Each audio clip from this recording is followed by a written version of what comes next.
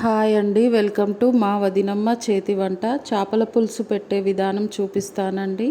చేప ముక్కల్ని నీట్గా కడుక్కొని పక్కన పెట్టుకోవాలి. దీనికి కావలసినవి ఉల్లిగడ్డలు రెండు టమాటాలు, ఇవి పేస్ట్ కోసం అండి, పేస్ట్ చేసి పెట్టుకోవడానికి.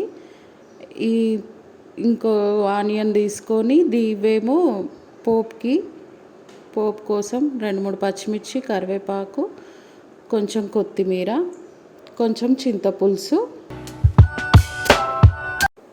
ఈ ఉల్లిగడ్డలు మిక్సీలో వేసి పేస్ట్ లాగా పట్టుకొని, టమాటాలు కూడా అలాగే పేస్ట్ లాగా పట్టుకొని ఉంచుకోవాలండి.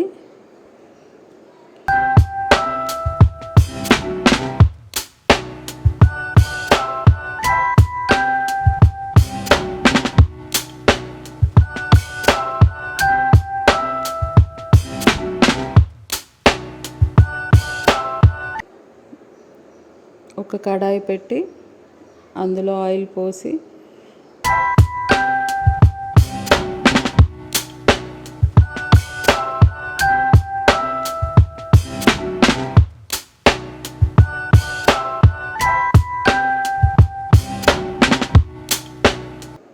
కాస్త జీలకర్ర వేసి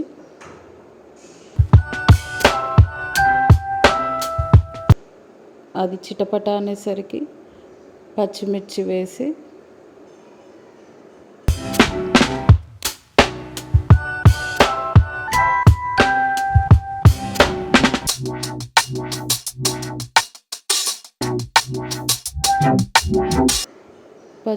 కరివేపాకు వేసుకోవాలి.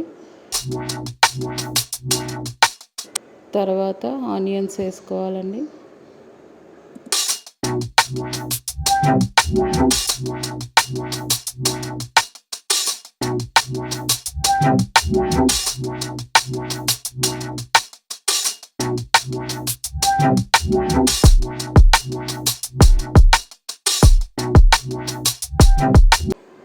ఆనియన్స్ మగ్గాక టమాటా ఆనియన్ పేస్ట్ చేసి పెట్టుకున్నాం కదండి, ఈ పేస్ట్ అందులో వేసి కలుపుకోవాలి. పచ్చివాసన పోయేంత వరకు వేయించాలండి.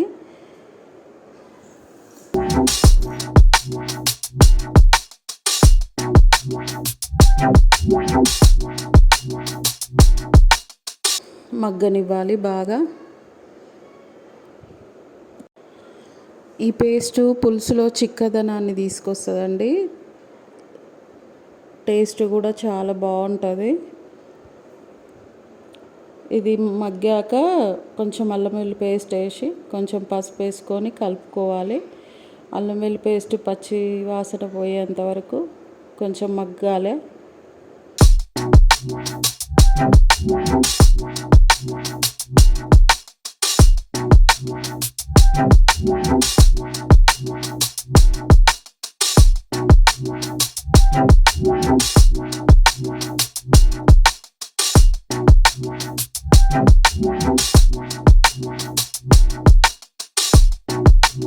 ఇది మగ్గాక 2 స్పూన్స్ కారము, 1 స్పూను సాల్ట్ వేసి బాగా కలుపుకోవాలి.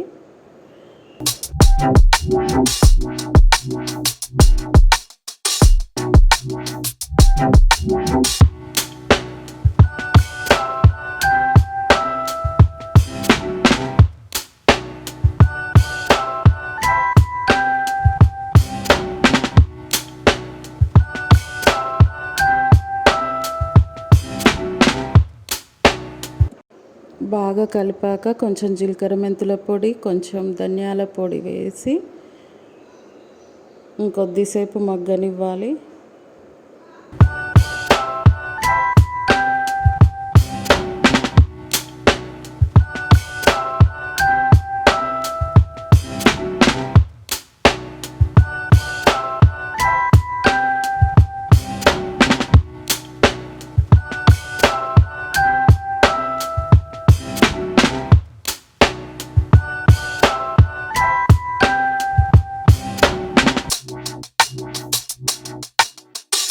మగ్గాక ఈ చింతపులుసు ఉంది కదండి, చింతపులుసు అందులో పోసుకోవాలి.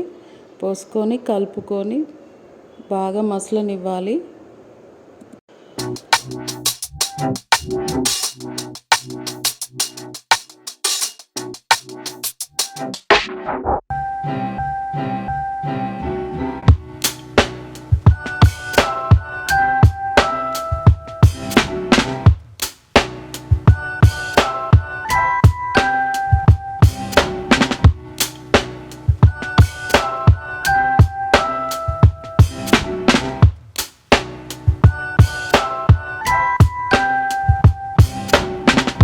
ఈ పులుసు మసిలిపోయింది కదండి, ఇందులో చేప ముక్కలు నీట్గా పెట్టుకోవాలి. అందులో ఒకదాని మీద ఒకటి పెట్టినా కానీ మొత్తం ఇబ్బందిగా అవుతాయి.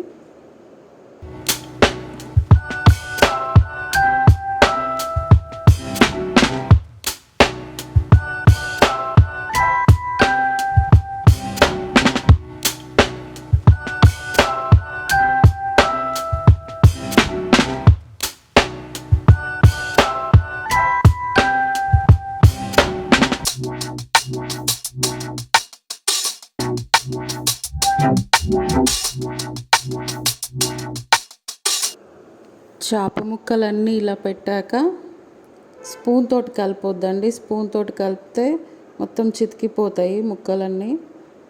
ఇట్లా వీడియోలో చూపిస్తున్నట్టుగా ఇట్లా ఊపుకోవాలి గిన్నెని.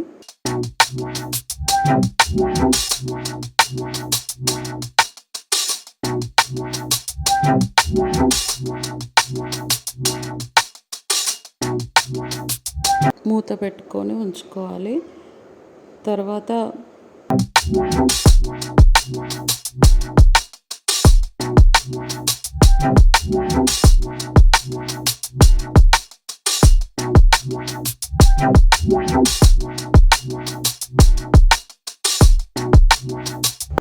ఈ చేప ముక్కలు ఉడికినాయి కదండి, ఇందులో లాస్ట్కి కొత్తిమీర వేసుకొని కాస్త కలుపుకొని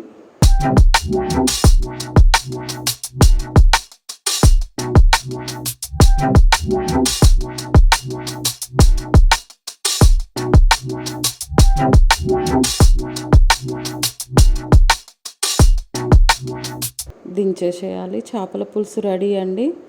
చాలా టేస్టీగా ఉంటుంది. పులుసు చూడండి ఎంత చిక్కగా అయిపోయిందో. ఆనియన్ పేస్ట్, టమాటా పేస్ట్ వేయడం వల్ల పులుసు చిక్కగా ఉంటుందండి, టేస్టీగా కూడా ఉంటుంది. లాస్ట్ కొత్తిమీర వేసేసుకున్నాం కదా, అయిపోయిందండి. ఫిష్ది చేపల పులుసు అయిపోయిందండి. ఈ వీడియో మీకు నచ్చినట్లయితే లైక్ చేయండి, షేర్ చేయండి, సబ్స్క్రైబ్ చేయండి please. Thank you so much.